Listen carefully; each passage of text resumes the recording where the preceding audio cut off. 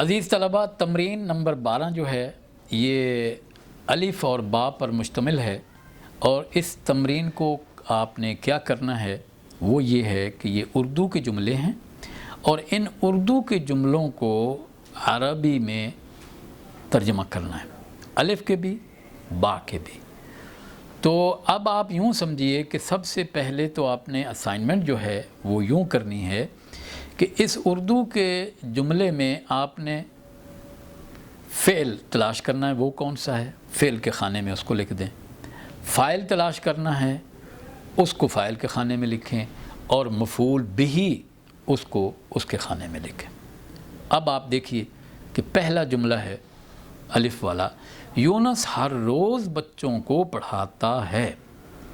اس میں سب سے پہلے آپ فعل، کیونکہ عربی میں ترتیب فعل پہلے آئے گا نا، تو یہاں سے فعل پہلے آپ تلاش کریں، اس کو فعل کے خانے میں۔ پڑھاتا ہے، پڑھانا یہ فعل ہے، لیکن کون سا ہے چلیں اس کی کوئی بات نہیں، اگر آپ ابھی نہ بھی لکھیں لیکن فعل کے خانے میں ضرور لکھیں۔ فعل مضارع ہے، پڑھاتا ہے۔ اب وہ کون ہے جو پڑھاتا ہے؟ وہ شروع میں یونس ہے، اس کو فاعل کے خانے میں لکھیں، ٹھیک ہے؟ اور کس کو پڑھاتا ہے؟ بچوں کو پڑھاتا ہے، ان کو مفعول کے خانے میں لکھیں۔ تو آپ کے لیے ترجمہ کرنا آسان ہو جائے گا۔ کیسے؟ پہلے کس کو لائیں گے؟ فعل کو لائیں گے، یدرسو۔ کیا لائیں گے؟ یدرسو۔ کون؟ یونس۔ یدرسو یونسو، یدرسو یونسو۔ اچھا، بچوں کو، یہ مفعول ہے، وہ چونکہ آپ نے مفعول میں لکھا ہے، تو بچے کے اس کے کیا ہوتی ہے؟ طفل کہتے ہیں ایک بچے کو، اطفال کہتے ہیں زیادہ بچوں کو، ٹھیک ہے؟ تو آپ نے کیا ترجمے کی ترتیب بنائی کہ یدرسو یونسو اطفالاً، اطفالاً۔ تھوڑا سا اور بیچ میں جملے میں، اور وہ ہے کہ ہر روز، ہر روز، روز کی کیا ہوتی ہے؟ یوم، کل یومن، کل یومن۔ اب اطفالاً مفعول بہ بن گیا۔ اسی طرح دوسرا جملہ ہے، میں نے تیرے بھائی کی اینک توڑ دی۔ آپ یہ کتاب جو ہے الترجمہ العربیہ، یہ اب آپ لے لیں۔ پہلے سمیسٹر میں تو چلے میں آپ کو فوٹو کاپی بھیج دیتا تھا نا، تو چلیں اس سے آپ کا گزارا ہو جاتا تھا، لیکن اب آپ یہ کتاب لے لیں اور ہمارے جو کوآرڈینیٹر ہیں وسیم صاحب، ان سے بات کریں، ان کے پاس ہے، ان سے یہ لے لیں آپ۔ وگرنہ فرسٹ سمیسٹر تھوڑا آسان تھا، اس میں ذرا مشقیں بھی، اسائنمنٹ بھی زیادہ ہے اور مشکل بھی ہے۔ دوسرا جملہ ہے، میں نے تیرے بھائی کی اینک توڑ دی۔ اس میں پہلے آپ جو ہے وہ کیا کریں گے؟ فعل لکھیں گے۔ فعل کون ہے؟ اینک توڑ دی، توڑ دی، یہ فعل ماضی ہے، تو توڑ دی آپ فعل کے خانے میں لکھ دیں۔ کس نے توڑی ہے؟ میں نے، تو میں جو ہے وہ انا ہے، ٹھیک ہے؟ اس کو فاعل کے خانے میں لکھ دیں۔ اور کیا چیز توڑی ہے؟ اینک۔ اینک جو ہے وہ مفعول کے خانے میں لکھیں، اور اس کو کہتے ہیں نظاراتن، نظاراتن، ٹھیک ہے؟ نون زوئے الف رے الف تے لمبی، نظاراتن کہتے ہیں اینک کو جو آپ پہنتے ہیں۔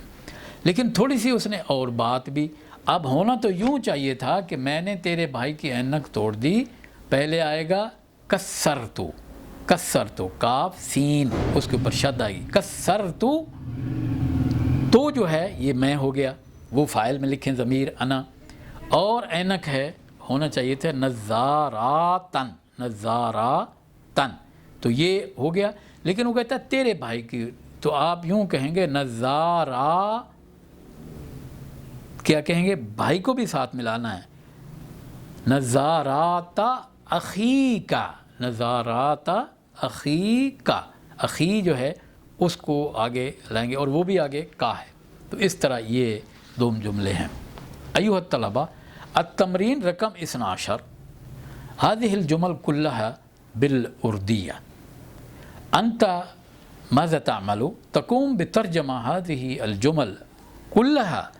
هناك جزء ألف وجزء باء، كلها. أنت ماذا تعمل؟ تقوم بالترجمة، لكن ترتيب هكذا، أنت تعمل خانة تكتب فيه فعل، لأن في اللغة العربية ترتيب هكذا، اولاً یاتی فعل، یونس ہر روز بچوں کو پڑھاتا ہے فعل، فاعل من یونس، پڑھاتا ہے یدرسو، یونسو ہوا فاعل، بچوں کو مفعول بہ اطفالاً،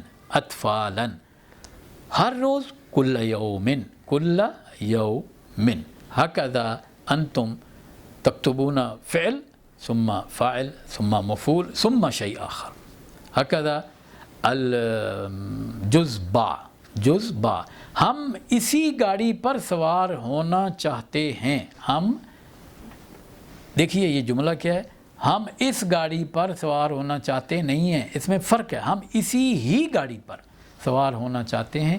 وہ جو نقطہ ہم نے پڑھا تھا اس کو ہم پہلے لائیں گے۔ دیکھیں سوار ہونے کی یہ فعل ہے، اس کو آپ لکھیں گے، ٹھیک ہے، اور چاہتے ہیں یہ بھی فعل ہے، ٹھیک۔ اب آپ پہلے یہ کہیں کہ ہم چاہتے ہیں فعل ہے، اور فاعل کون ہے؟ ہم، اور اس کے بعد جو ہے سوار ہونا ہے، اور گاڑی کی ہم جو ہے وہ پہلے آئے، پھر اس کا معنی صحیح ہوگا۔ وہ جو ایاکا و ایاہم ایاہو کی جو بنا ہے اس کو آپ اس کے اندر لے آئیں گے، تب یہ معنی صحیح ہوگا۔ تو ہم یہ کہیں گے کہ نریدو کو بعد میں لے جائیں گے کیونکہ فعل بعد میں آئے گا، ٹھیک ہے۔ ہم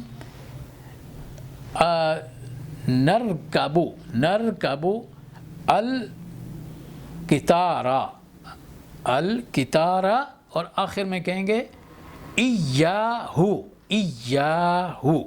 اس کو آخر میں ایا کے ساتھ ملا کے ضمیر اس کے ساتھ ملا دیں۔ اب دوسرا جملہ دیکھیں، ہم نے تمہیں دریا میں تیرنا سکھایا، یعنی ہم نے اب تیرنا سکھایا، یہ کیا سکھانا، یہ فعل ہے، اور وہ تیرنا ہے اس کے ساتھ مل جائے گا۔ اس کے بعد فاعل کون ہے؟ ہم، اور مفعول کون ہے کہ تم۔